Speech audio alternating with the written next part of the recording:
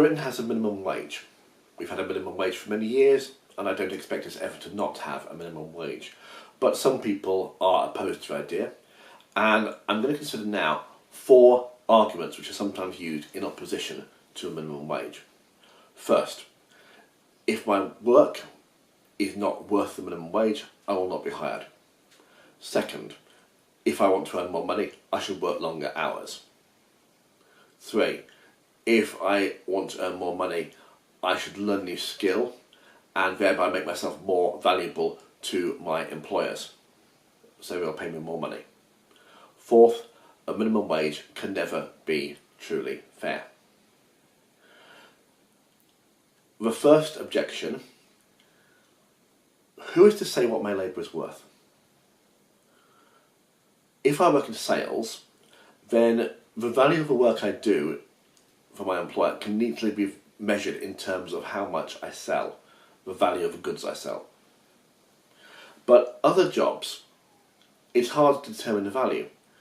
Suppose I run a hotel and I'm looking to recruit a chambermaid. I could easily say, chambermaid is not a difficult job, doesn't require much experience or much knowledge. I will not pay the chambermaid very much money. I only pay a very low wage.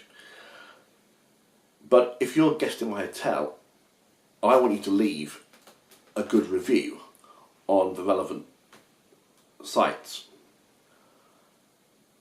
then it's in my interest that the person who is the chambermaid, who tidies your room, should do the job well.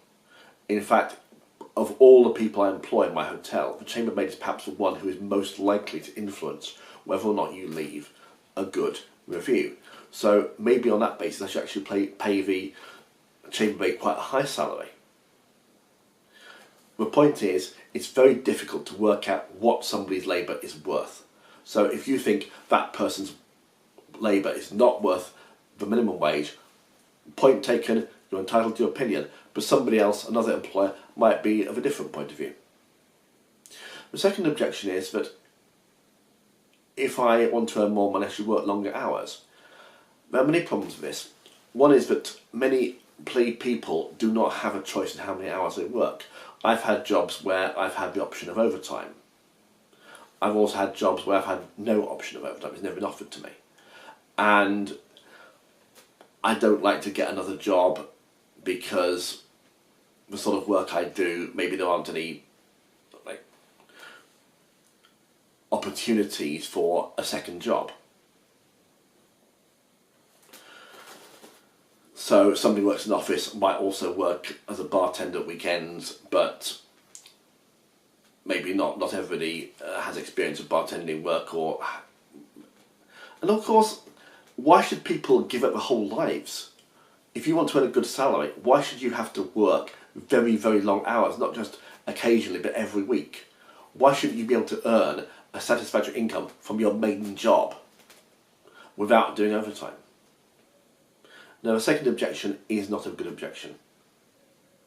And also, it occurs to me that at least some of the employers I've worked for in the past have expected me to work overtime, which I didn't actually get paid for.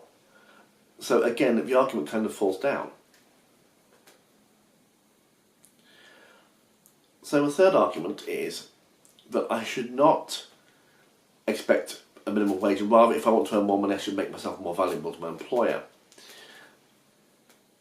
Again, I have a problem here. What exactly am I supposed to do to make myself more valuable to my employer?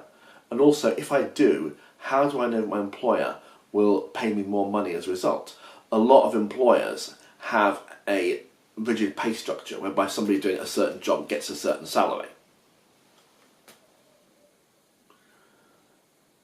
So merely knowing more than my co-workers doesn't mean I'm going to get paid more than my co-workers. And I have been in such a situation. I was once in a job where I had a certain skill which was useful to my co-workers, a skill none of them had, and I did not get paid more money because of it. The fourth objection is that minimum wage can never be fair. In a sense, that's absolutely true, but it's not really an objection. Now, at the moment in Britain, if you work full-time for the minimum wage, then after tax you get about £260 a week, and that might in some cases be topped up by tax credits, but let's say 260. Now what does that buy you? If you live in an area of London where I used to live, then you can rent a very small flat, I mean a studio flat, for about 150 a week. So a minimum wage, you'd be able to afford this studio flat, and you'd have about £110 a week left over for food, clothes, bus fares, and so on. In the centre of Liverpool, you could get a one-bedroom flat, not a studio flat, a one-bedroom flat for about 150 a week, sorry. So somebody earning minimum wage in Liverpool can get more for their money than somebody working for minimum wage even in the outskirts of Greater London.